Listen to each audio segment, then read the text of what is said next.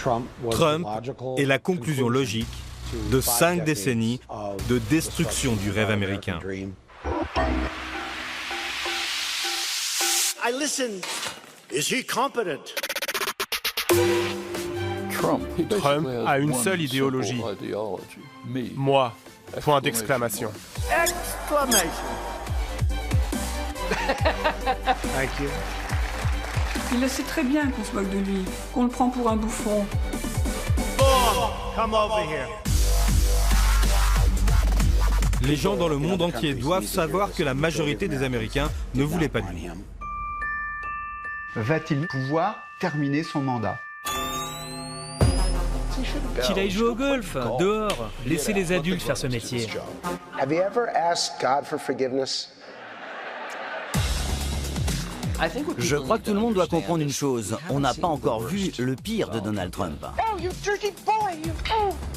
Pour redonner goût à la politique, après ça, il va falloir se lever de bonne heure. Je ne m'avancerai pas à dire que Donald Trump est fini. Trump n'est pas fini.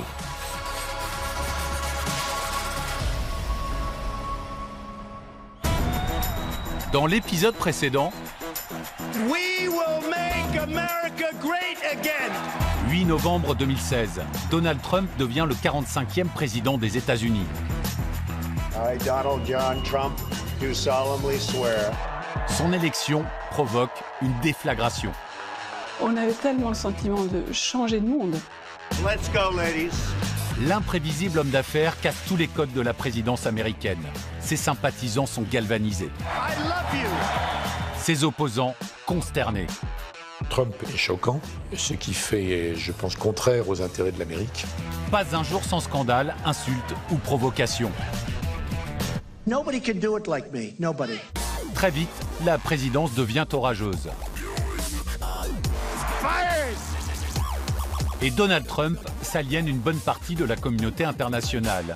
Il envisage même une guerre nucléaire contre la Corée du Nord. Rocket Man is on a suicide mission for himself. Une question se pose alors. Donald Trump est-il vraiment fou? On est comme 300 millions d'otages coincés dans un bus conduit par un chauffeur bourré qui accélère dans les embouteillages. Mégalo, parano, impulsif, narcissique, menteur, autant de symptômes qui accréditent la thèse d'une santé mentale défaillante.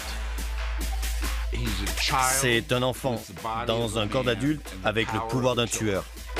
Dans l'épisode d'aujourd'hui, 1 an après, le président américain se retrouve de plus en plus isolé, à tel point qu'il est légitime désormais de se poser la question, Donald Trump est-il vraiment fini ?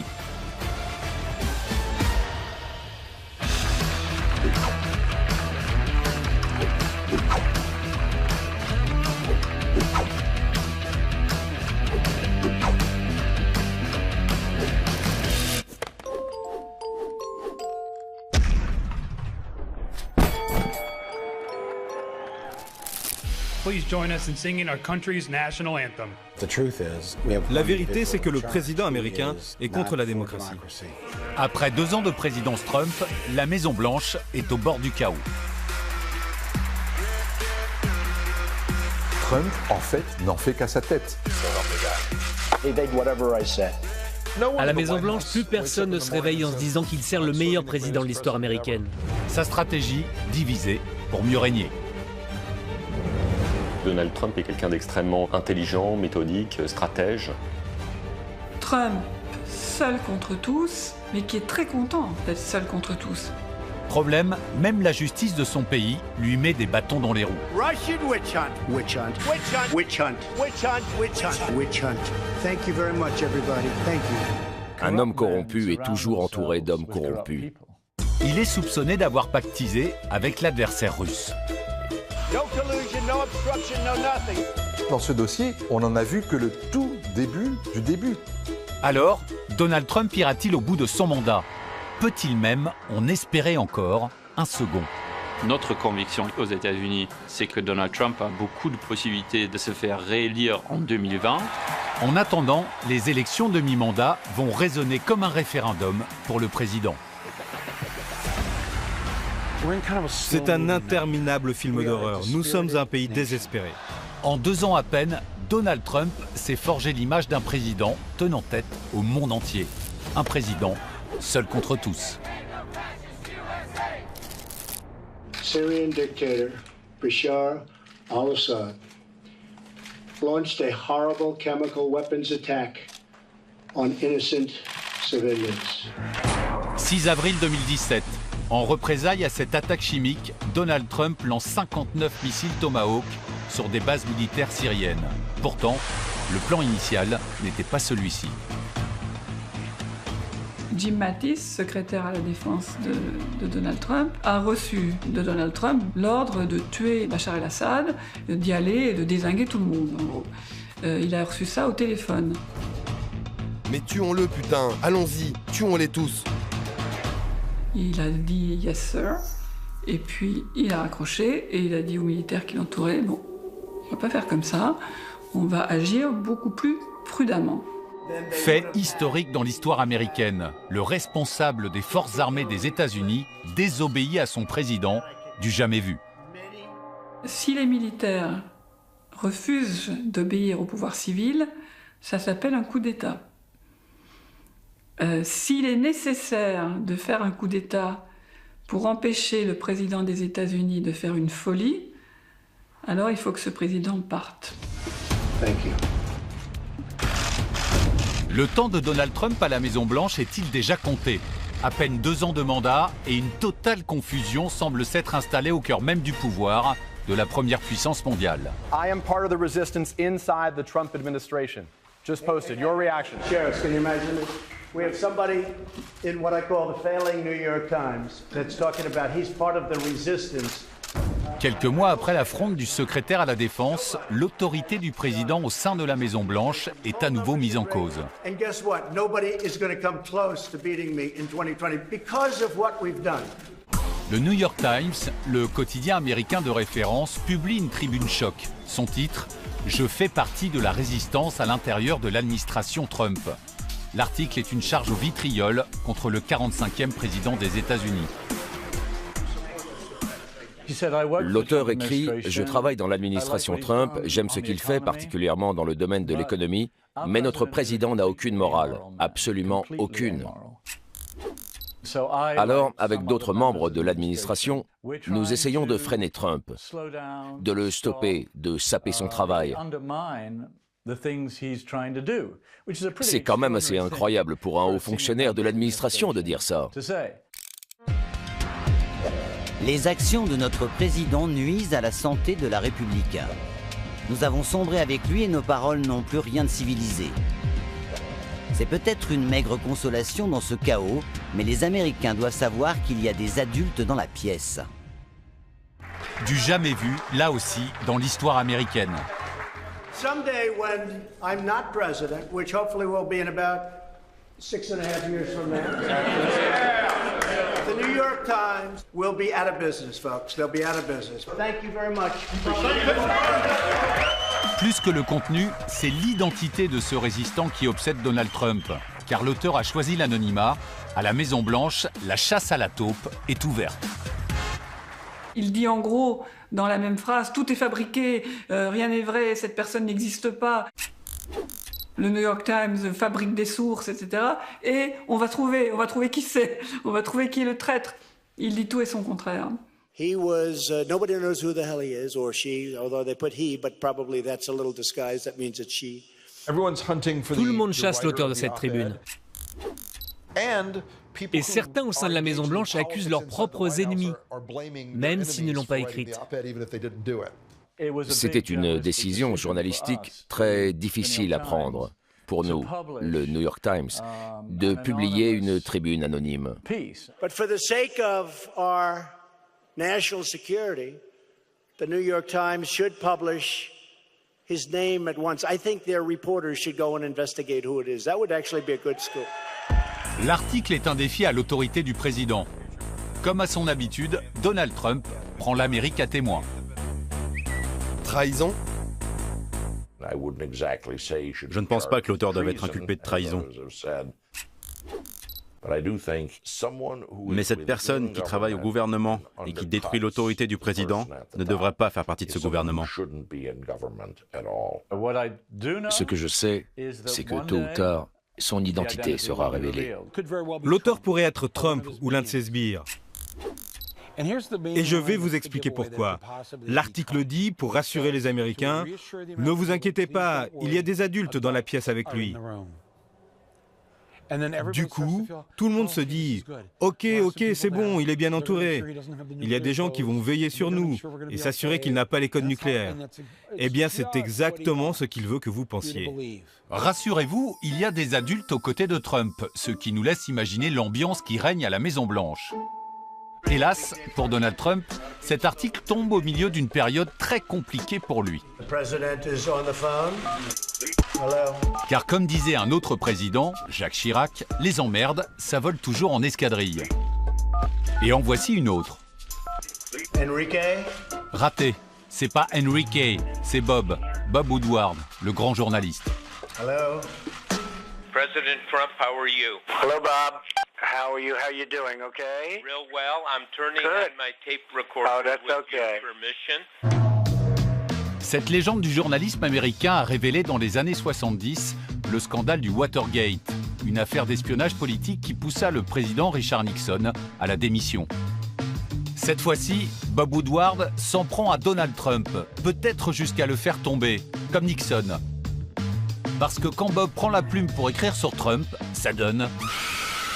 Fear, la peur, le livre qui fait peur, 450 pages hallucinantes qui dépeignent une Maison-Blanche hallucinée.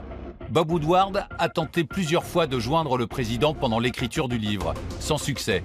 Il y parvient finalement un mois avant la parution. Gained a lot of insight and documentation, and it's a tough look at the world and your administration and you. Right. Well, I assume that means it's going to be a negative book, but you know, I'm sort of 50% used to that. That's all right. Some are good and some are bad. Sounds like this is going to be a bad one. Le livre est plus que ça, une véritable bombe et un énorme succès public. Plus d'1 million d'exemplaires vendus en une semaine. Les plus proches conseillers du président s'y expriment. Le constat est affligeant. Petit florilège. Donald Trump agit comme un enfant de CM2. Donald Trump est un idiot. C'est inutile d'essayer de le convaincre de quoi que ce soit. Donald Trump est un putain de menteur. Après 2 ans passés à la Maison-Blanche, l'entourage de Trump est à bout, lessivé, au bord de l'implosion. Depuis le début, cette Maison-Blanche, c'est une véritable passoire. On n'a jamais eu une Maison-Blanche où les gens parlent autant, racontent tout et se plaignent. Et ce qu'il en ressort quand même, c'est que c'est une maison de fous. Bob Woodward ne fait que confirmer ce que l'on sait déjà de l'administration Trump et de sa façon de gouverner. C'est le chaos. Trump se mêle de tout et de n'importe quoi. Le livre de Woodward est une arnaque. L'auteur fait tout pour dégrader et rabaisser. I mean, you read this thing, the quotes were wrong. All these, John Kelly, General Mattis, they're all writing, I never said that, you know, well, it's fiction. Le climat à Washington est devenu insupportable. Les divisions, les haines. Aujourd'hui, les gens disent ça n'est plus possible, ça n'est plus tenable. J'ai des infos sur ce qui se passe à l'intérieur de la Maison-Blanche. L'ambiance est funèbre. Tout le monde est malheureux, parano. Les gens ont peur. General Mattis said, I never said that. And one thing with Mattis, and another thing with John Kelly, when they say they didn't say it, they didn't say it. C'est un sale endroit où travailler en ce moment. This Woodward book is a total fraud. These people, libel laws. Le livre va beaucoup plus loin. D'après Woodward, le premier cercle de Trump saboterait son travail, à l'image de Gary Cohn, son ancien conseiller économique, qui l'avoue, il a dû protéger l'Amérique de son président. S'imaginer que le conseiller économique du président des États-Unis, dans le bureau ovale, vienne subtiliser le document que Donald Trump s'apprête à signer pour faire rentrer en vigueur une décision économique, pour éviter les conséquences de cette décision et juste inimaginable, impensable. Et pour Rob Porter, l'ancien secrétaire de la Maison-Blanche en personne, le pays est désormais livré à lui-même.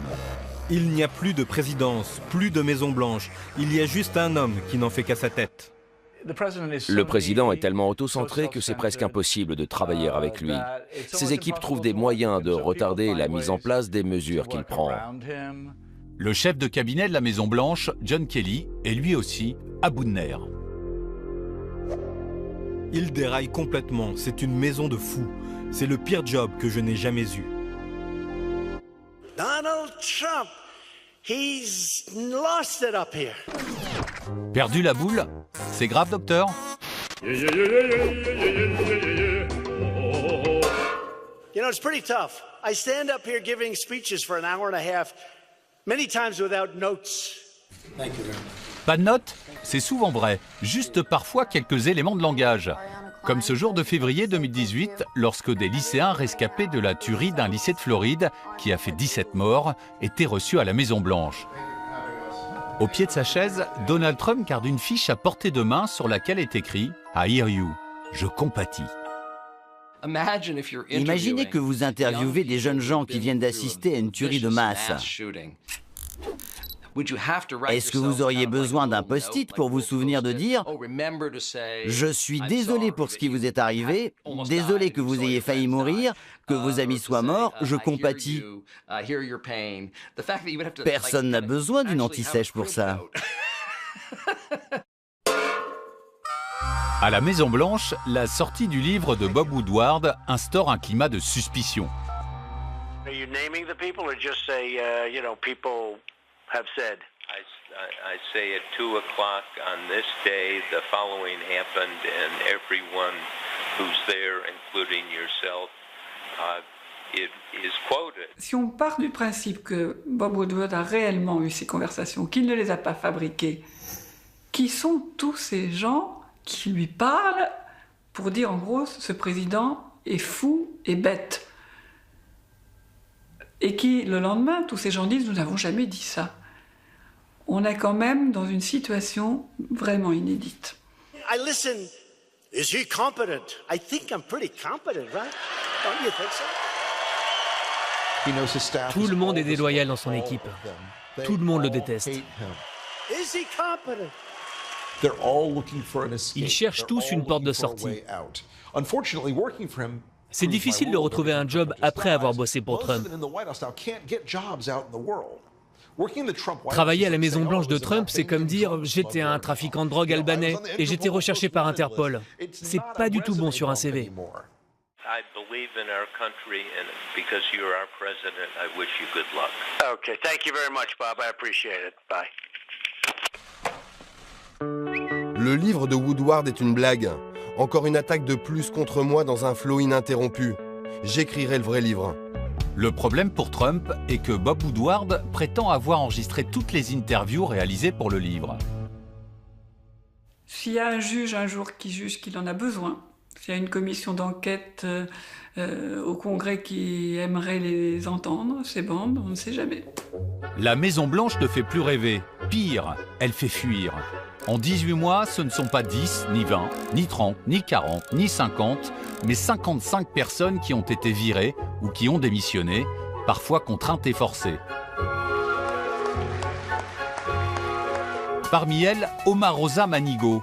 Elle est la seule à se dresser contre Donald Trump à visage découvert. Ex-star de la télé-réalité devenue proche conseillère du président, elle a vécu à ses côtés la première année de mandat, qu'elle raconte dans un livre intitulé « Déséquilibré ». Mon travail consistait à réparer les dégâts causés par ces tweets auprès des communautés qui l'avaient offensé. Je veux voir cette nation unie. Contrairement à Donald Trump, je ne veux pas d'une guerre raciale. Elle-même qui pensait avoir été choisie parce que c'était une femme, parce qu'elle était noire et parce qu'elle incarnait la diversité au sein de l'équipe Trump, elle raconte à quel point elle a été déçue par le comportement de son ancien patron. Il demande une loyauté sans faille, comme un chef mafieux. Son entourage est comme une secte autour de son gourou. Elle, apparemment, estime qu'elle a été complètement flouée, trahie, et qu'elle voit aujourd'hui un Trump qui est grossier, qui est sexiste. Je n'ai pas pris le temps de compter, mais Trump a tweeté sur moi au moins 9 ou 10 fois, juste pour m'attaquer, m'insulter et me réduire au silence. Bon travail, Général Kelly, d'avoir rapidement viré cette chienne. Il l'a appelé une chienne. C'est très très agressif. C'est très agressif en anglais. C'est un des pires insultes qu'on peut utiliser presque, avec des petites connotations en plus racistes. Une chienne, ce n'est pas un humain, donc en plus de l'insulter, il la déshumanise. Sans compter qu'une chienne, en anglais, ça veut dire une femme moche. Je ne suis pas surprise que Donald Trump tente d'intimider les autres. Il veut me faire taire, il a peur de ce que je pourrais révéler. Il ne peut pas supporter la contradiction, les avis divergents, les dissidents. Et quand vous licenciez tous ceux qui ont une expertise différente ou un point de vue personnel, qu'est-ce qu'il vous reste? Les bénis oui-oui, les convaincus, les fanatiques et les opportunistes psychopathes. Pour s'assurer de la fidélité de ses troupes, Trump impose la terreur. Avant même d'entrer à la Maison-Blanche, il avait confié à Bob Woodward « Le vrai pouvoir, c'est la peur. » La peur, c'est un domaine extrêmement pertinent en ce qui concerne Trump.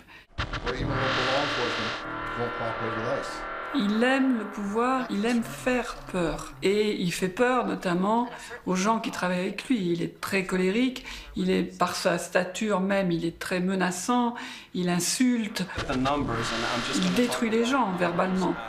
Le problème, lorsqu'on domine par la peur, c'est que nous ancrons ce leadership dans le court terme. On peut faire peur aux gens, mais on ne peut pas maîtriser jusqu'à quand cette peur elle va avoir un effet. Quelqu'un, il a le pouvoir lorsque nous avons besoin de lui. Ou pas. Et s'il ne leur est plus utile, il le lâche immédiatement. Les déserteurs de la Maison-Blanche voient leur nombre grandir chaque semaine. La méthode Trump, diviser, insulter, humilier, lui a créé beaucoup d'ennemis, jusque dans son propre camp. Leur chef de file était John McCain, sénateur républicain pendant 31 ans et ancien candidat à l'élection présidentielle de 2008 contre Barack Obama. I supported him for president. I raised $1 million for him. It's a lot of money. I supported him. He lost. He let us down. But, you know, he lost. So I never liked him as much after that because I don't like losers. Il y a une chose qu'on ne peut pas renier à propos de McCain, c'est que c'est un très grand patriote américain qui parfois, souvent, place son pays au-dessus de son parti. Aux États-Unis, John McCain est un héros de la guerre du Vietnam. Il a survécu au crash de son avion, puis capturé et lynché par la foule. Ses 2 bras et son genou sont brisés. Il reste prisonnier au Vietnam pendant 5 ans. Il a été torturé à maintes reprises et quand il a eu la possibilité d'être libéré avant d'autres de ses co-camarades de détention, il a refusé. He's not a war hero. He's a war hero. He's a war hero because he was captured. I like people that weren't captured, okay? I hate to tell you. Do you agree with that? He's a war hero because he was captured. L'avoir maltraité, pour ne pas dire insulté, dans son statut de héros de la nation, c'est terrible. John McCain, c'est pas quelqu'un qui a eu une carrière politique sans tâche, hein. Mais c'était quelqu'un qui avait peur de personne. La rupture entre McCain et Trump survint lorsque le président voulut abroger l'Obamacare, une loi qui a donné une sécurité sociale à tous les Américains, et tout était prêt quand soudain... And I had Obamacare done except one guy at 2 o'clock in the morning went in and said, he went thumbs down. À l'heure du vote, il ne manque plus qu'une voix pour supprimer l'Obamacare. Mais coup de théâtre, John McCain vote contre. Il enterre la principale promesse de campagne de Trump. Il devient ce jour-là l'ennemi numéro 2, derrière Obama, bien sûr. Et c'est l'une des raisons pour lesquelles Trump a considéré que c'était un traître. John McCain décède d'une tumeur au cerveau le 25 août 2018, à quelques jours de ses 82 ans. peut-être John McCain est-il au fond le héros américain que Donald Trump ne sera jamais, et que donc Donald Trump haïssait passionnément, mais c'était réciproque. Le pays en deuil lui offre des obsèques nationales en présence de Barack Obama, George W. Bush, Bill Clinton. Donald Trump, lui, n'est pas là. Il travaille son swing. La dernière volonté de John McCain était que le président Trump ne soit pas présent aux obsèques. Alors il boude et passe son samedi sur le parcours de son golf de Washington. Il rend une carte de 75, 3 au-dessus du par, grâce à un birdie au trou numéro 7. Après la démission de ses conseillers, Donald Trump se retrouve de plus en plus isolé au sein de la Maison-Blanche. Alors le président repart à la rencontre de 16 électeurs, ceux qu'il appelle son peuple. Ce qu'il adore, c'est serrer les mains de ceux qu'il appelle, lui, les vrais Américains. Ceux qui travaillent, ceux qui transpirent, ceux qui se lèvent tôt. Son Amérique à lui, c'est celle des usines, des militaires. Il aime aussi les kermesses, les autographes, le coloriage, le jardinage, le salutage. 2 années au pouvoir qui ont changé la face de l'Amérique. Le Trump de l'Amérique blanche va-t-il poursuivre sa politique de haine contre les immigrés? Son extrémisme peut-il le pousser à la faute politique?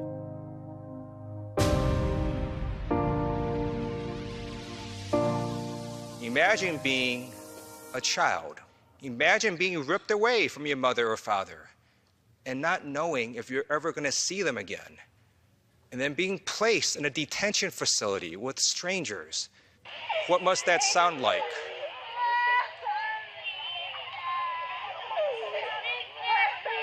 « 22 juin 2018, des pleurs d'enfants résonnent dans la Chambre des représentants.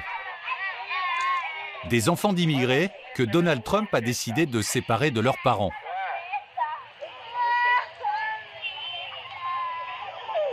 Donald Trump n'a pas de cœur. Il n'a pas vu que ces images d'enfants séparés de leurs parents, c'était quelque chose de choquant. Une image qui a fait le tour du monde. Une image qui a bouleversé l'Amérique. Stopper l'immigration illégale, l'obsession de Trump. Promesse faite, promesse tenue. Au printemps 2018, plus de 150 000 personnes sont arrêtées et emprisonnées.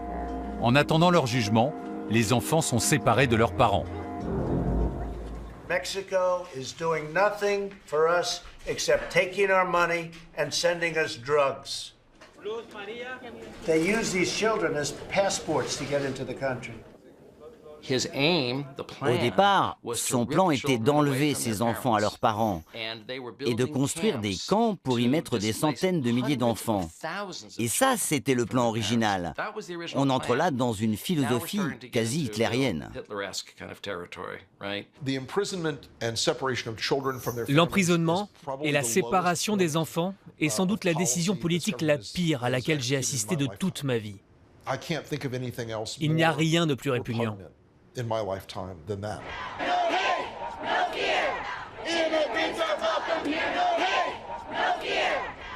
Une grande partie de la population américaine se révolte. Des voix s'élèvent. En plein scandale, un film se répand comme une traînée de poudre sur les réseaux sociaux. Good morning, ladies and gentlemen. I am Immigration Judge William Stauffer, sitting in the Immigration Court in Portland, Oregon. Des enfants sans papier comparaissent face à un juge, sans avocat. Are you a little nervous this morning? See? Do you understand what these proceedings here in court are all about? Tirée de faits réels, cette reconstitution est réalisée par une ONG pour sensibiliser au sort des enfants séparés de leurs parents. You know what a lawyer is?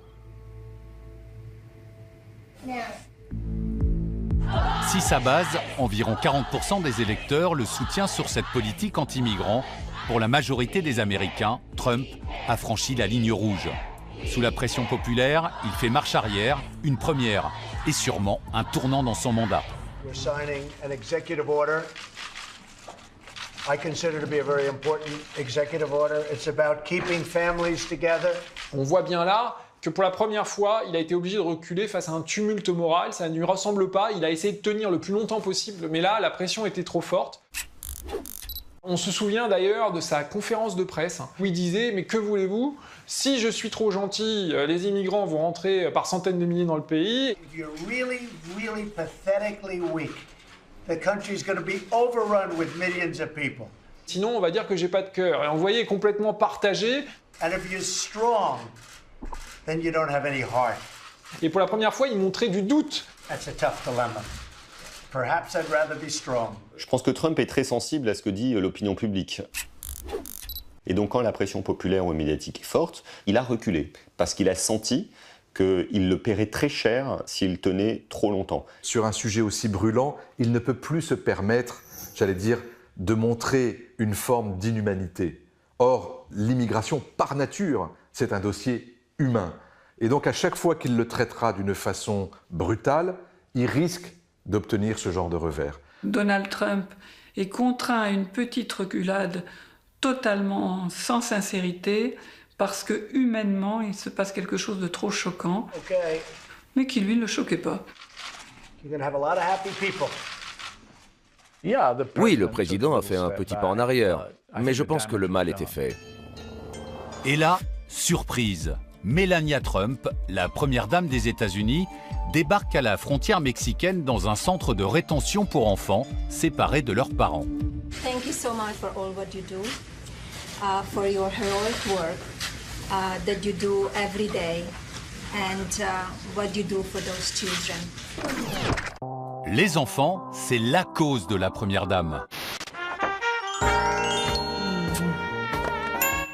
And I want to thank you for your hard work, your compassion, and your kindness you're giving them in these difficult times. Melania Trump serre des mains, sourit, écoute et compatit.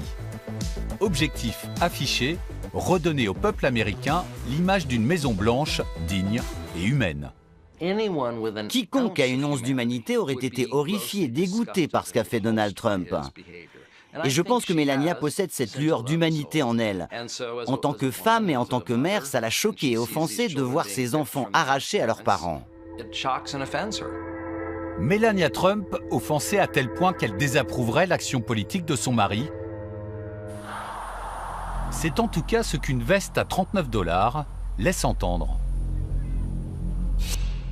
J'en ai rien à faire, pas vous? Une phrase qui aujourd'hui encore interroge. Donald Trump était-il directement visé? Suffisamment en tout cas pour se justifier.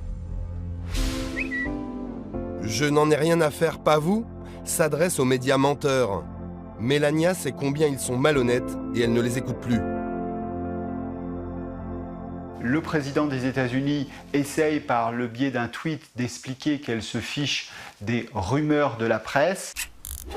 Le plus vraisemblable, c'est qu'elle se fiche des recommandations de son président de mari de ne pas aller à la frontière mexicaine. Alors, Melania contre Donald ou coup de com' savamment orchestré par le couple? On peut penser qu'il y a là une véritable répartition des rôles, comme disent les Américains, good cop, bad cop, un bon flic, méchant flic, entre Melania qui parle à l'électorat féminin, donc qui montre de la sensibilité, de l'empathie, là où Trump n'est que brutalité et décision violente.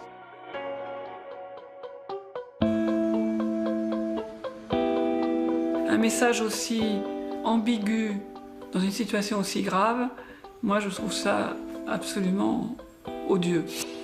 J'en ai rien à faire, pas vous? Ok, Donald a reculé, Melania est rentrée à la Maison-Blanche, le scandale semble être retombé, sauf que les larmes des enfants ne s'arrêtent pas pour autant. Une nouvelle vidéo tournée à l'aéroport de Houston au Texas envahit les réseaux sociaux. On y voit un enfant de 3 ans pleurer et refuser les bras de sa maman. Cette famille a été séparée pendant 3 mois. Selon la mère, le petit garçon est traumatisé. like the children being separated from the parents. I don't like it. I hate it. Après cet échec, Donald Trump tente de rebondir. Il relance alors sa vieille promesse de campagne, un mur géant long de 3200 km à la frontière mexicaine. Pour l'ancien promoteur immobilier, la solution à l'immigration, c'est le béton.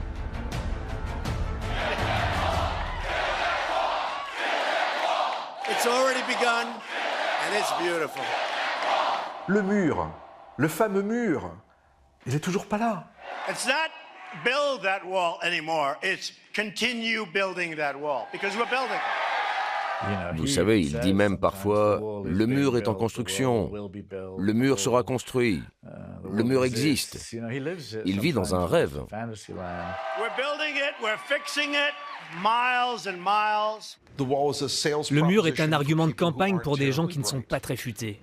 C'est un attrape-nigo pour tromper des pauvres gens qui pensent qu'il va construire un mur de 3000 km avec des lasers géants pour tirer sur les Mexicains. C'est une absurdité et ça n'arrivera jamais.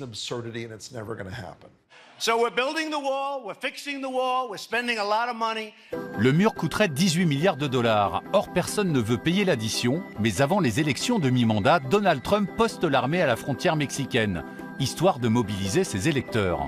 Ladies and gentlemen, please join us in honoring our country by singing God Bless America. Un mur, des familles séparées, des discours anti-immigrés. L'objectif politique de Donald Trump ne serait-il pas une Amérique purement blanche? Pourquoi avons-nous autant de gens qui viennent de trous à merde? Pourquoi pas plus de Norvégiens? Quand le président dit « je ne veux pas des habitants des pays de merde, mais je veux des Norvégiens », qu'est-ce que ça veut dire? C'est une question de race, et c'est dégueulasse. Donald Trump a été très clair concernant ses opinions sur les musulmans. Il a instauré une interdiction de séjour pour les habitants de pays musulmans. Et comme la justice a retoqué le projet, il a mis un pays non musulman dans sa liste pour pouvoir dire « je ne suis pas contre les musulmans » ou « pas contre tous les musulmans ». C'est du racisme, de la xénophobie. C'est anti-américain. Aucun d'entre nous, à part les Indiens, étaient les premiers dans ce pays. Nous sommes tous des immigrants à un certain niveau. Et c'est ce qui définit l'Amérique. On gagne toujours à laisser entrer des immigrés.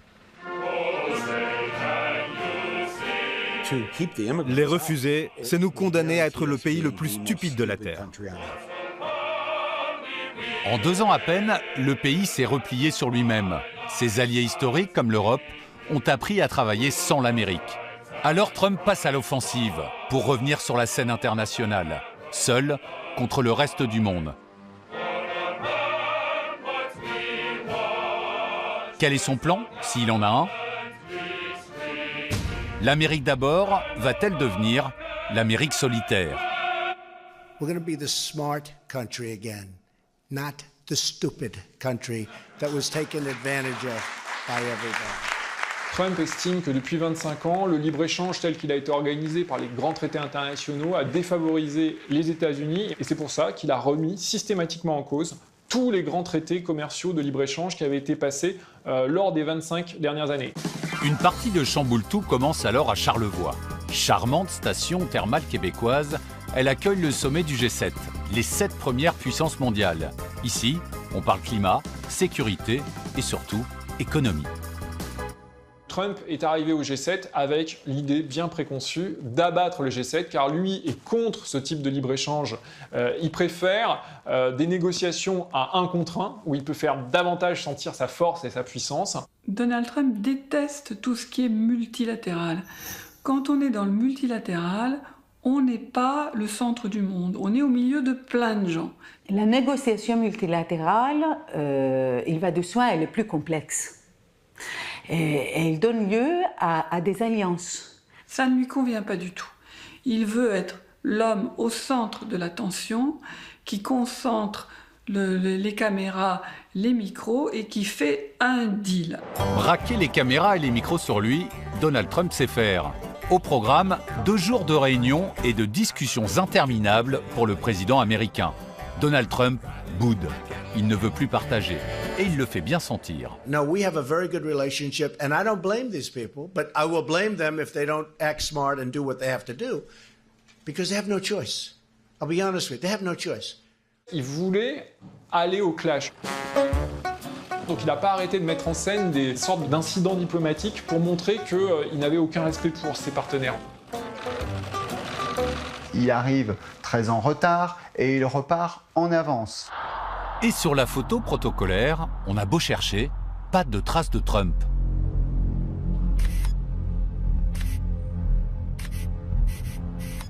Ça arrive souvent aux chefs d'État d'être en retard, mais lui n'est pas du genre à s'excuser.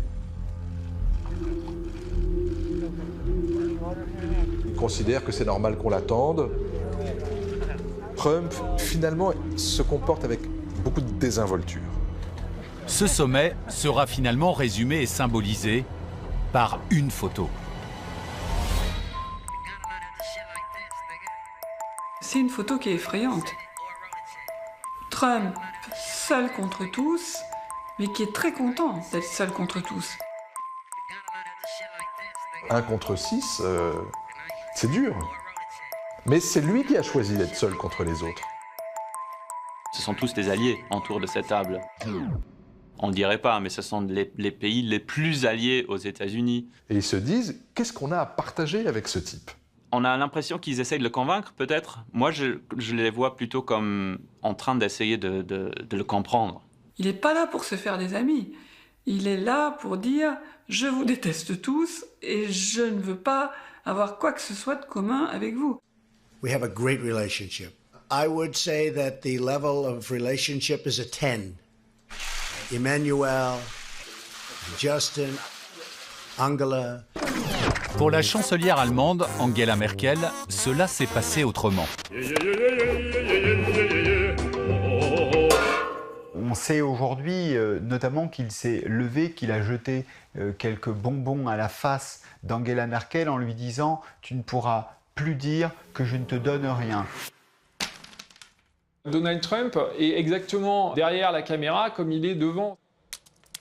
C'est-à-dire que quand il reçoit des journalistes pour une interview très importante dans le bureau ovale, il va leur demander s'ils veulent un coca, s'il leur commande un hamburger ou s'il leur offre des bonbons. Ses supporters pensent qu'il a la dimension d'un leader mondial. Je ne le pense pas. Il est bon à persécuter les autres, à rejeter les photographes. Il essaie de jouer les gros bras, mais il est incapable d'affronter quelqu'un directement. La psychologie de Trump est simple. Il y a toujours un vainqueur et en face, une victime humiliée. Plus rien ne ressemble à ce qu'on a connu, nous. Enfin, moi, je couvre la politique étrangère depuis 30 ans. Les sommets internationaux, les grandes rencontres européennes, les Nations Unies, l'OTAN, les G7, les G20, plus rien ne ressemble à ce qu'on a connu. Parce que ce type est comme dans un jeu de quilles. Ce G7 chaotique parvient finalement à s'accorder sur le terrorisme, le Moyen-Orient, le commerce. Donald Trump retrouve le sourire. We've concluded a really tremendously successful G7.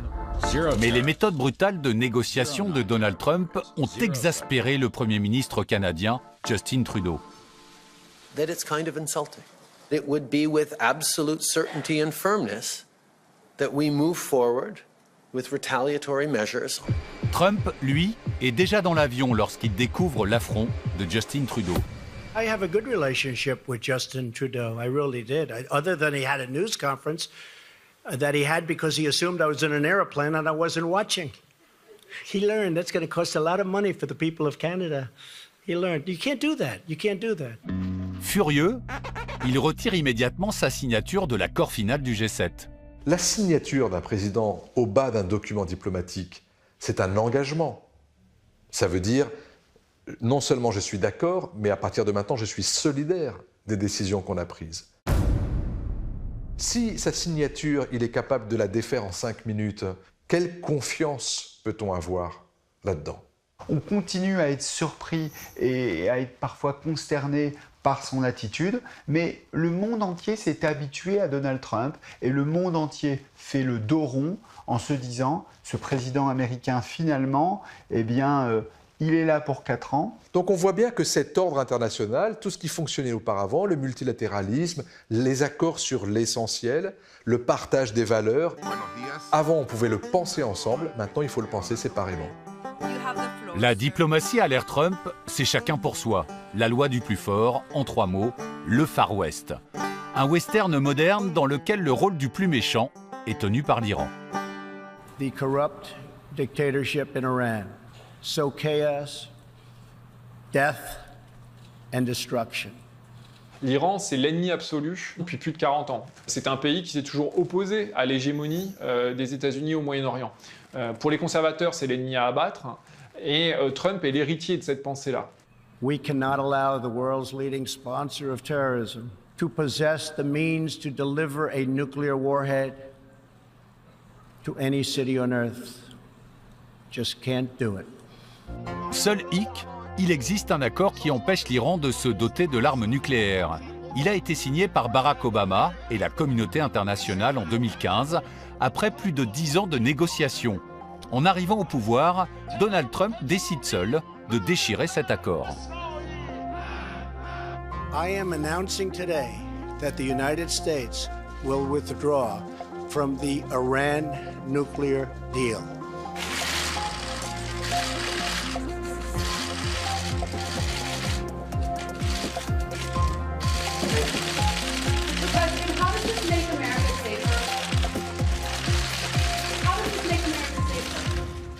L'objectif politique, il est presque inexistant dans cette décision sur l'Iran. Donald Trump veut faire exactement le contraire de ce qu'a fait son prédécesseur. L'un de ses principaux axes politiques, très clairement, est de s'opposer à tout ce qu'a fait Obama. Si Obama aimait la bière, il aimerait le vin. C'est cette volonté de dire ce qu'a fait mon prédécesseur est nul, moi je vais faire mieux, je vais le faire seul pour montrer à quel point je suis fort.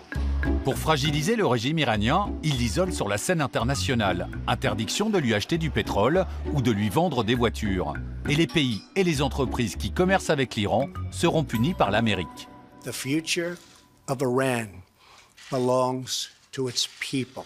Ces sanctions états-uniennes ont pour but d'amener la fin du régime religieux théocratique en Iran et l'avènement d'un régime plus favorable aux intérêts des États-Unis. Il parle clairement à un Iran qu'il espère débarrasser des mollahs.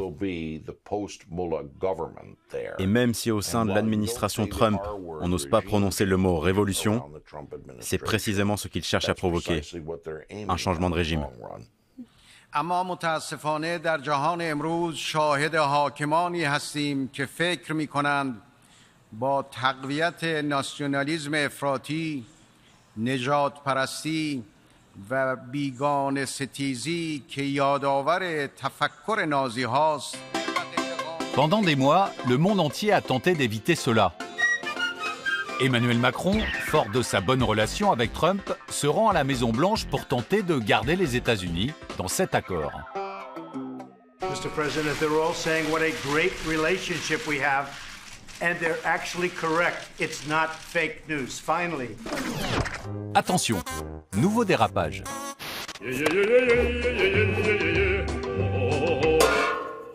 It's a great honor that you're here.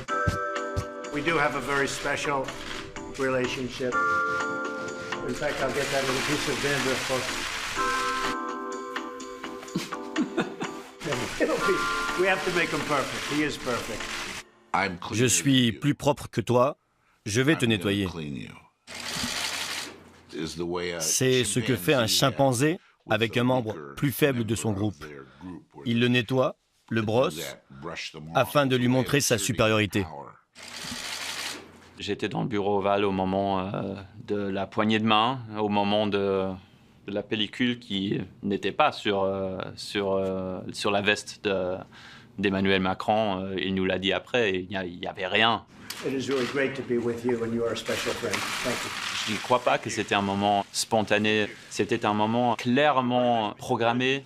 I want to thank President Trump. Souligner aux yeux du monde qu'Emmanuel Macron avait des pellicules sur sa veste, ce qui était faux, c'était évidemment une manière de rappeler le petit à l'ordre. And you can mark it down. They restart their nuclear program. They will have bigger problems than they have ever had before. Bilan de la visite d'Emmanuel Macron, rien. Les alliés de l'Amérique doivent se rendre à l'évidence, ils n'ont plus aucune influence sur Donald Trump. Je crois sincèrement que son but, ce n'est pas de rendre sa grandeur à l'Amérique, comme dit son slogan, mais de détruire l'Amérique. Si vous regardez ses politiques, il isole l'Amérique. Au lieu d'être les leaders du monde libre, nous sommes devenus les parias du monde libre. Jusqu'à présent, le paria c'était lui, le leader nord-coréen Kim Jong-un, l'ennemi public numéro 1 de l'Amérique. Les deux pays se promettaient le feu nucléaire. Souvenez-vous, l'année dernière. North Korea will be met with fire and fury. 본토 전역이 우리의 핵 타격 사정권 안에 있으며 Rocket Man is on a suicide mission for himself. Le monde était au bord du chaos.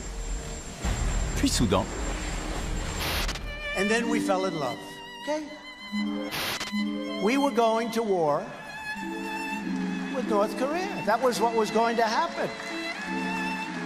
Millions of people would have been killed. And you know what? Now we have this great relationship, and let's see what happens. He wrote me beautiful letters, and they're great letters. We fell in love. En quelques mois à peine, c'est un incroyable retournement.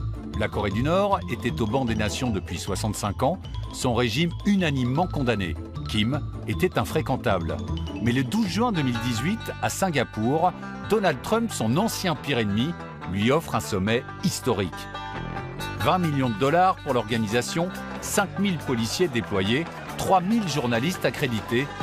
Le monde entier a les yeux rivés sur Singapour. Même les sosies des deux chefs d'État ont fait le déplacement. Mr. Trump, anything to say? Yes, nobody started talking about a meeting between Kim Jong-un and President Trump until we suggested it at the Olympics. That's right. So we think it all started with us. If there's a peace prize that anybody should get, we should get it. Sourire, selfie et poignée de main improvisée. Ce faux sommet, de vrai sosie, tranche avec la mise en scène millimétrée de la rencontre officielle. Tout a été conçu, pensé, scripté comme une séquence de cinéma. Les deux leaders qui marchent l'un vers l'autre, le fond tout en rouge. La rencontre face à face avec la lumière qu'il fallait, ces poignées de main interminables. Pour moi, le plus frappant, c'est cette satisfaction de Donald Trump d'être là, dans ce show, avec le leader nord-coréen.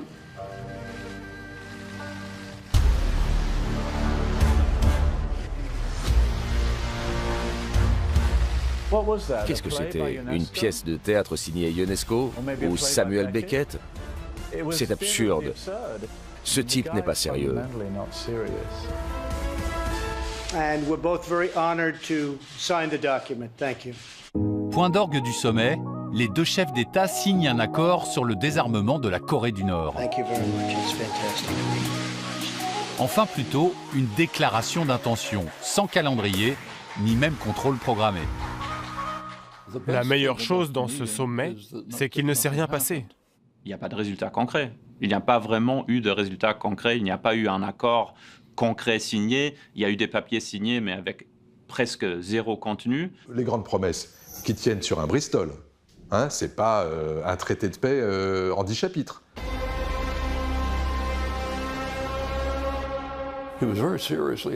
Trump a ensuite été très critiqué à l'issue de ce sommet. On a dit qu'il n'avait pas suffisamment montré ses muscles, qu'il n'avait pas dénoncé la politique de ce petit homme ridicule et qu'il lui avait parlé comme on parle à un simple être humain. Il a donné à Kim Jong-un une reconnaissance internationale, une reconnaissance d'égal à égal avec le président des États-Unis, une espèce de blanc-seing sur toutes ces exactions en matière de droits de l'homme, et je devrais dire tous ces crimes. Pour Trump, la fin justifie toujours les moyens. Et là, pour lui, le résultat, c'était d'avoir cette poignée de main que aucun président avant lui n'avait pu obtenir. Kim Jong-un. He said very strongly that we want to denuclearize North Korea during President Trump's tenure. Cela risque d'être un peu juste, car le processus prend au minimum 10 ans et la dénucléarisation n'a toujours pas commencé. Mais Donald Trump parie sur la bonne volonté de Kim. Une stratégie de la main tendue qu'il applique également avec un autre vieil ennemi historique de l'Amérique.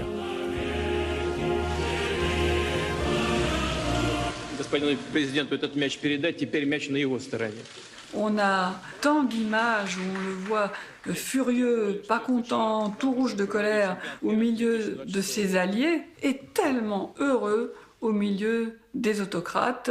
That's very nice. That will go to my son Barron. We have no question. In fact, Melania, here you go. Avec le président Poutine, il était doux comme un agneau. Il lui mangeait dans la main. Il rampait devant lui. Il était obséquieux.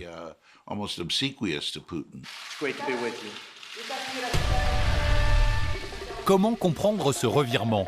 Faut-il y voir une admiration sincère pour le président russe ou une alliance de circonstances ? Car l'ombre de la Russie plane sur l'élection de Donald Trump. Vladimir Poutine aurait-il aidé le candidat Trump à devenir président au détriment de son adversaire Hillary Clinton ? Quels sont les liens entre les deux hommes ? C'est ce que cherche à savoir la justice américaine depuis 2 ans. Et à mesure que les enquêteurs progressent, l'étau judiciaire se resserre autour du président. Ce que l'on sait avec certitude, vous avez 100% des agences de renseignement américaines qui ont conclu à ça, c'est pas du délire, c'est que la Russie, au plus haut niveau, le plus haut niveau c'est le Kremlin, est intervenue pour favoriser l'élection de Donald Trump. C'est certain. C'est ce qui ressort d'une enquête tentaculaire menée par un homme. Le procureur spécial Robert Mueller. Ancien directeur du FBI pendant 12 ans, il a servi tous les présidents depuis Ronald Reagan.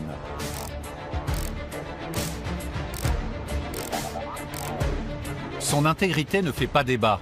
L'enquête révèle une intrusion de la Russie dans l'élection présidentielle américaine de 2016. Piratage et publication de 50 000 mails de l'équipe d'Hillary Clinton, la candidate démocrate. But de l'opération, la décrédibiliser. Ce que l'on ne sait pas avec certitude, c'est dans l'équipe de Trump, est-ce qu'il y avait eu des contacts pour coordonner les actions russes avec la campagne de Trump? Est-ce que le candidat Trump était au courant ou pas? L'enquête russe, elle rend Trump vraiment fou. Tous les jours, il se passe quelque chose et tous les jours, ça se rapproche un petit peu de lui. Cette enquête, pour Donald Trump, c'est une interminable histoire de poupée russe, où l'on trouve, entre autres, le président américain,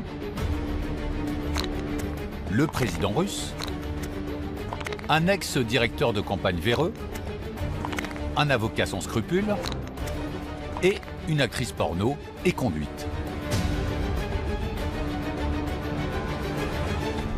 This is ridiculous. This is now getting ridiculous. They found no collusion whatsoever with Russia. Depuis le début de l'enquête, Donald Trump n'a qu'une seule ligne de défense. No collusion. No collusion. No collusion. No collusion. No collusion. No collusion. No collusion. No collusion. Nobody's found any collusion. No collusion. And there is no collusion.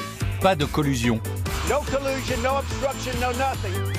La collusion, c'est l'idée que pour battre Hillary Clinton en 2016, Donald Trump et le Kremlin se sont peut-être entendus. No collusion, no nothing. Et l'hypothèse du procureur Mueller, en charge de l'enquête, derrière la victoire de Trump, se cacherait Vladimir Poutine.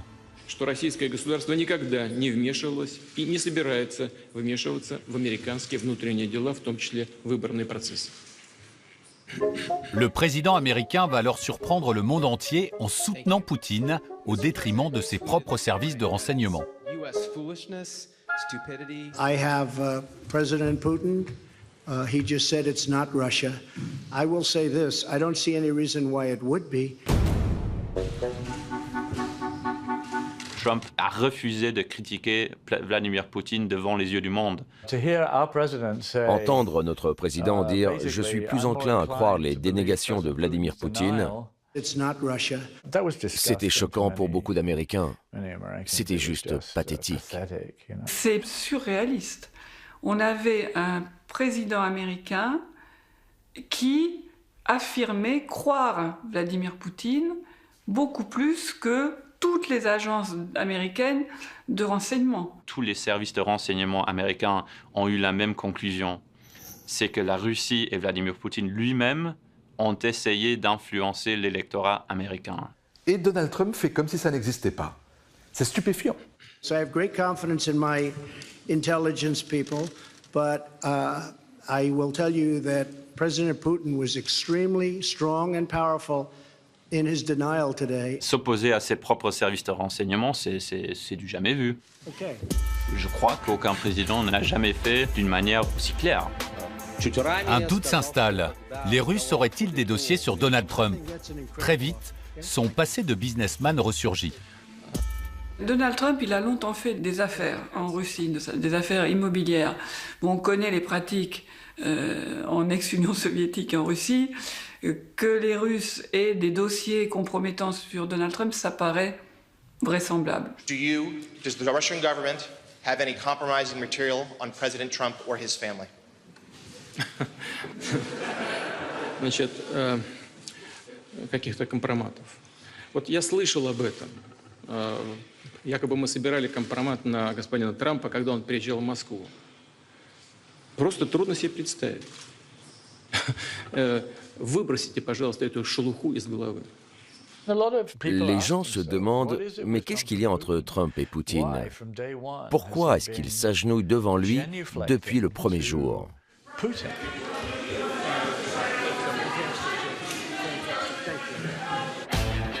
Dans l'avion qui le ramène aux États-Unis, Donald Trump se rend compte du tollé provoqué par son soutien à Vladimir Poutine. L'affront aux services secrets américains ne passe pas.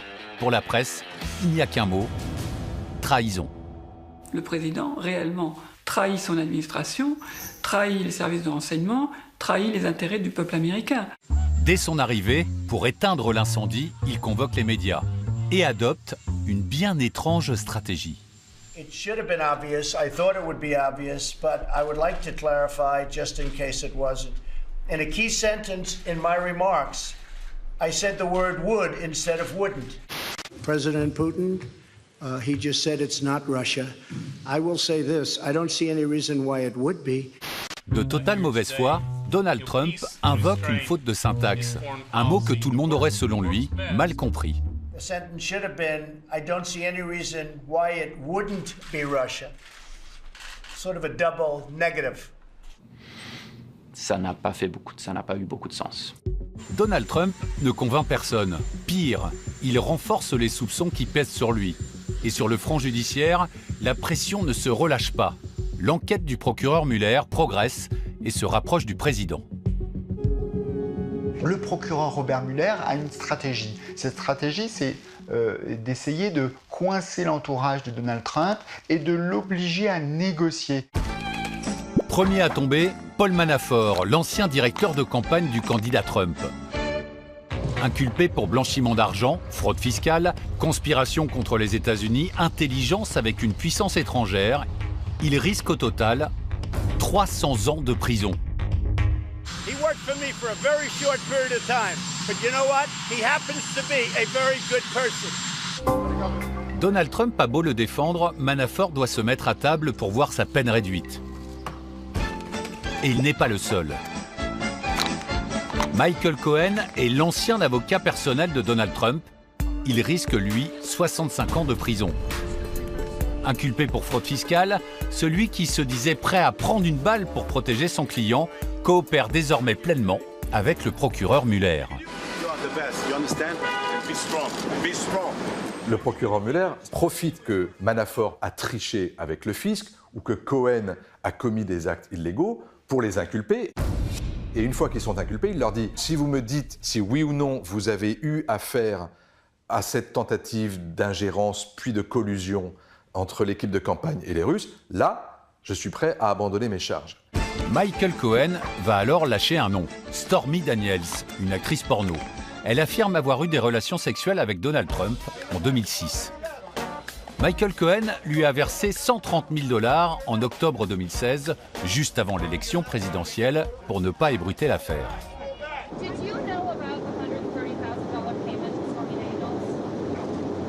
Michael Cohen affirme que Donald Trump, évidemment, était au courant. Donald Trump est cerné, mais ne rend pas les armes. Et rien ne permet de penser que ces affaires et cette enquête complexe impacteront la popularité du président, notamment chez ses électeurs. En attendant, Donald Trump cherche un nouvel avocat. Si quelqu'un cherche un bon avocat, je lui déconseille fortement les services de Michael Cohen. Aussitôt dit, aussitôt fait. Il engage Rudolph Giuliani, ancien maire de New York et ténor du barreau. Leur amitié est ancienne. Très ancienne. À l'époque, Donald Trump n'était qu'un simple businessman.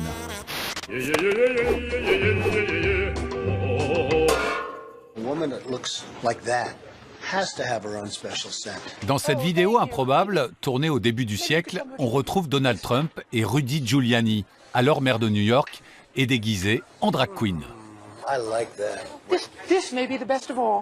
Les deux amis s'en étaient donnés à cœur joie lors d'un dîner de charité.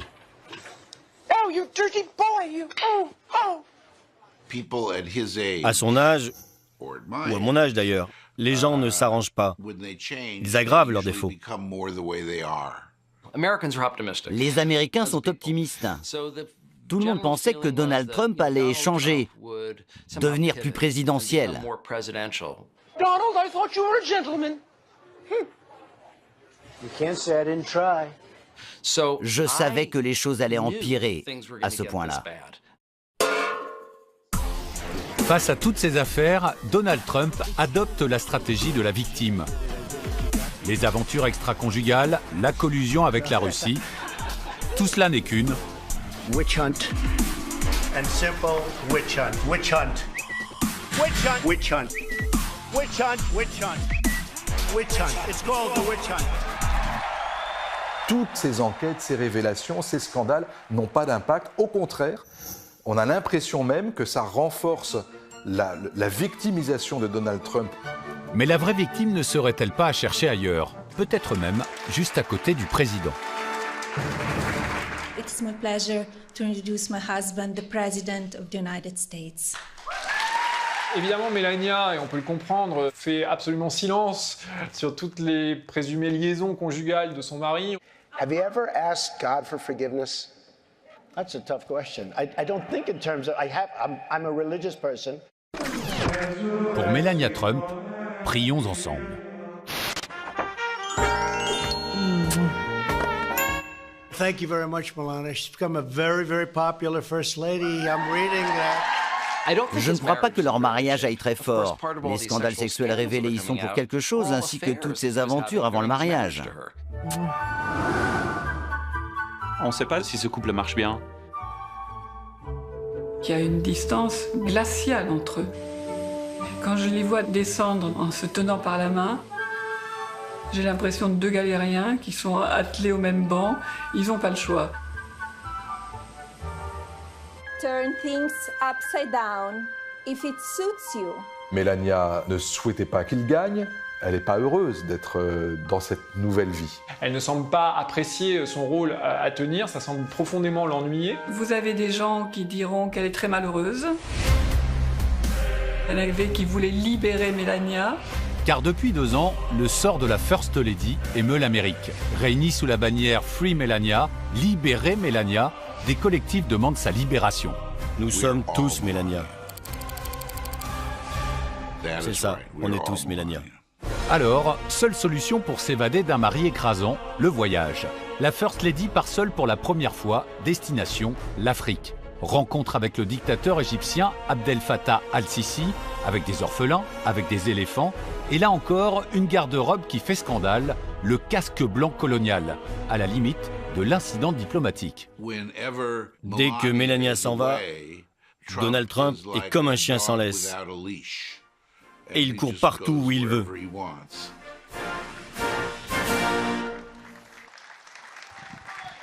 Thank you to our First Lady, Melania, who has been so incredible. And we are blessed to have you as our First Lady. Pendant que les affaires s'accumulent et que les enquêtes avancent, Trump repart en campagne à travers le pays. À chaque déplacement, chaque meeting, il fait salle comble. Toute sa base est mobilisée, car ce qui est en jeu, c'est sa survie politique, son maintien à la tête du pays. We will impeach him! Impeach him, le destituer, l'empêcher.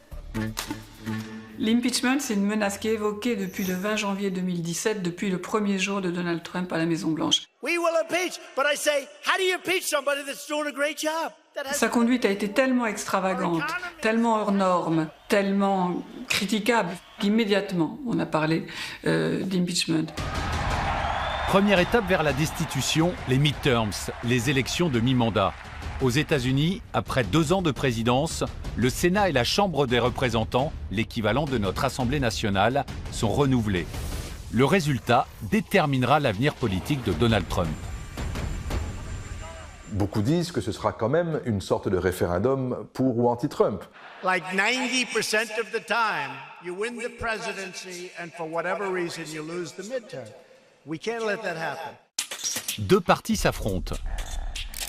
Les Républicains, le parti de Donald Trump, contre le Parti démocrate. Si Trump l'emporte, il est assuré de rester en poste jusqu'en 2020. Mais s'il perd... Alors là, avec une chambre démocrate, c'est clair que on va assister à 2 années très difficiles. Les démocrates voudraient vraiment destituer Trump, donc il est très probable que s'ils remportent la Chambre, ils débuteront alors une procédure de destitution. Promise me, you gotta get out for the mid. Don't be complacent. You gotta get out for the midterm. You gotta vote. Si jamais il devait être condamné, et donc qu'il serait destitué, qui le remplace? Mike Pence, le vice-président. Le vice-président est un idéologue, un fanatique, un fondamentaliste chrétien de la pire espèce, du type Hitler.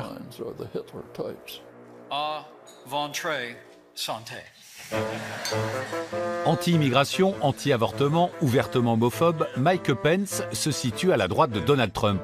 Le très respecté magazine New Yorker révèle qu'au cours d'une réunion sur les droits de la communauté gay, Trump aurait plaisanté. Ne demandez pas son avis à Mike, il veut pendre tous les homosexuels. Donc, l'intérêt des démocrates, si jamais ils remportent la Chambre des représentants et peut-être le Sénat, c'est plutôt de laisser Trump aller au bout de son premier mandat pour pouvoir le défaire à la présidence en 2020. Espérer pour 2020, c'est ce que les démocrates nous répètent. Gardez espoir. L'espoir aujourd'hui est notre ennemi. Nous devons nous battre, maintenant. What are we going to say in 2.5 years? Keep America great. On n'a pas forcément réalisé à quel point Donald Trump était pugnace, à quel point il aimait la bagarre et à quel point il se battra de toute manière jusqu'au bout. A vote for any Democrat is a vote for massive regulation. La campagne de 2020 va être sale. Massive taxes. Trump déteste perdre. Il va être sans pitié et utiliser toutes les méthodes possibles. And I hate to say it, massive crime. Prêt à écraser ses adversaires, le bulldozer Trump est en route pour sa réélection en 2020. Toujours plus extrême, toujours plus trash, toujours plus Trump. Ses fans adorent. Ils en redemandent et en reprendraient bien pour 4 ans.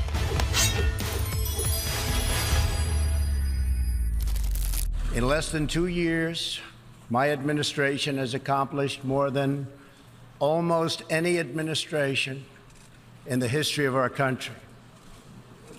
America's so true. Quand Donald Trump vante sa politique à l'ONU, le reste du monde se marre. Didn't expect that reaction, but that's okay. Pourtant, difficile de lui donner tort. Donald Trump aborde sa réélection avec pour l'instant un excellent bilan économique. Les États-Unis sont au plein emploi, ont une croissance extrêmement forte en rythme annualisé de 4% par an. Our economy is booming like never before. L'économie va bien. Poverty is plummeting. Wall Street se porte à merveille. Our stock market is soaring. Trump dit, l'Amérique, ça va, c'est de retour, l'économie, c'est brillant, regardez, c'est moi. Il fait malheureusement ce qu'il avait promis de faire, une politique anti-immigration, une politique de repli national sur le plan économique. Il avait promis la fin de l'accord nucléaire avec l'Iran, c'est fait. Il avait promis de sortir des grands traités de libre-échange de commerce, il l'a fait. Il avait promis la baisse des impôts. Il l'a fait. Il avait dit qu'il transférerait l'ambassade américaine d'Israël à Jérusalem et il l'a fait. Il avait promis de remettre en cause à peu près tout ce qu'avait fait Obama sur l'environnement. C'est fait. Il avait promis la fin de l'accord sur le climat signé à Paris. Il a offert à son électorat la sortie de l'accord de Paris. Il avait même tweeté, souvenez-vous. Le réchauffement climatique est une invention des Chinois. Mais quand il s'agit de protéger l'un de ces golfs situés en bord de mer, comme ici en Irlande, Trump se découvre une conscience écolo. Il a récemment fait une demande de permis de construire au gouvernement irlandais pour ériger un mur autour de son golfe et le protéger de la montée des eaux due au réchauffement climatique.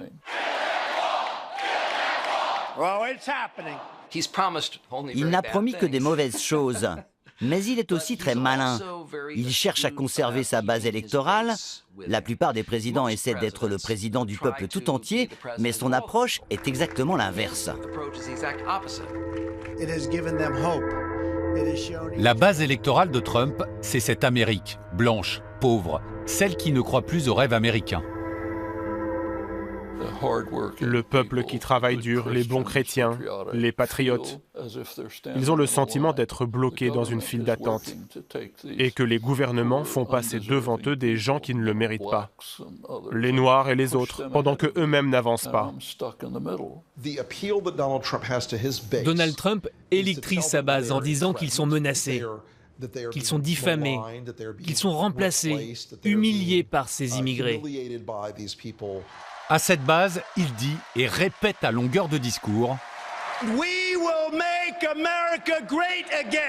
Pour moi, l'idéal de Donald Trump, c'est l'Amérique des années 50 telle qu'il la fantasme. Il veut sauver les emplois qui vont avec la vieille Amérique, l'Amérique charbonnière, l'Amérique pétrolière, l'Amérique gazière, gaz de schiste, l'Amérique de l'industrie automobile. And our great coal miners are back to work. They're back to work. Il se pose en défenseur de la classe ouvrière, celui qui relocalise les emplois en Amérique, le seul qui s'y attaque vraiment. Contre toutes ces élites, ces gens de gauche, ces démocrates qu'il déteste, parce qu'ils ont délocalisé tous les emplois à l'étranger. Ce qui est parfaitement vrai d'ailleurs. They call them the elite. These people, I look at them, I say, that's elite. Si aujourd'hui, être une élite, c'est rejeter le racisme, la haine de l'autre, vouloir respecter la Constitution et refuser de dépenser l'argent que le pays n'a pas, ok, je suis une élite. We got more money, we got more brains, we got better houses, apartments, we got nicer boats, we're smarter than they are, and they say, the elite, we're the elite, you're the elite. Et l'élite, selon Trump, c'est...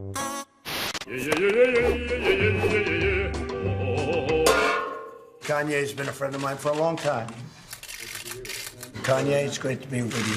Kanye, c'est Kanye West, la superstar du rap américain, le fan numéro 1 du président. So when I said I like Trump to like someone that's liberal, they'll say, "Oh, but he's racist." You think racism can control me? Ce Kanye West, en feu, ne quitte plus sa casquette sur laquelle est inscrit le slogan de Trump, « Faire que l'Amérique redevienne grande ». Et Kanye West y croit dur comme fer. There was something about when I put this hat on, it made me feel like Superman. You made a Superman. That's my favorite superhero. That was pretty impressive. What do you do after that? We're the elite. You're the elite. Pour lui, les États-Unis sont une société divisée, en déclin, mais au lieu de chercher à la réconcilier, il ne fait qu'attiser ces forces de la division et de monter les Américains les uns contre les autres. Ladies and gentlemen, please welcome the 45th President of the United States, President Donald J. Trump! Ses partisans, chauffés à blanc, sont prêts à partir au combat. Et même si Donald Trump plafonne à 43% dans les sondages, il a un atout de taille. Il est pour l'instant seul sur le ring. Il adorerait avoir un adversaire, c'est-à-dire déjà un démocrate qui soit déjà en campagne, mais il ne l'a pas. Il n'y a pour l'instant, en tout cas, pas de figure marquante qui se détache. Les démocrates n'ont pas envie de lui mettre quelqu'un en face. Ils préfèrent laisser le climat de scandale prospérer, laisser la politique étrangère se détériorer, en fait, laisser Donald Trump baigner dans son jus, et à ce moment-là, s'offrir en alternative avec un projet. En attendant que les démocrates choisissent leur candidat, le Parti républicain s'est rassemblé comme un seul homme derrière Donald Trump. Un parti prêt à tous les renoncements pour ne pas renoncer au pouvoir. Le Parti républicain s'est renié et s'est laissé entraîner dans cette spirale. Leur discours, c'est « bon, c'est pas grave qu'il attaque les médias, c'est pas grave qu'il attaque le FBI, c'est pas grave s'il est un mari adultère en série ou qu'il soit de mèche avec les Russes. » Ce premier mandat de 4 ans, estampillé Trump, laissera des traces indélébiles. Ce qu'on peut dire, c'est que la présidence Trump restera comme un moment unique, inédit dans l'histoire des États-Unis. On pouvait penser à son élection qu'il se normaliserait, qu'il changerait, qu'il en viendrait à une certaine dignité présidentielle. Il n'en est absolument rien. Le pays est tellement divisé. Les gens n'arrivent plus à se parler. Donc les effets sur la société américaine sont dévastateurs. Trump a ouvert la boîte de Pandore. Il a libéré toutes les tendances et les comportements antisociaux. Et c'est très dangereux. Si ce processus ne dure que 4 ans, je dirais que le pays peut s'en remettre. 8 ans, je ne sais pas. Si vous avez cela pendant 8 ans, c'est très menaçant. Si on reste planté à espérer, on ne va rien changer. Nous avons besoin d'action, que tout le monde se révolte.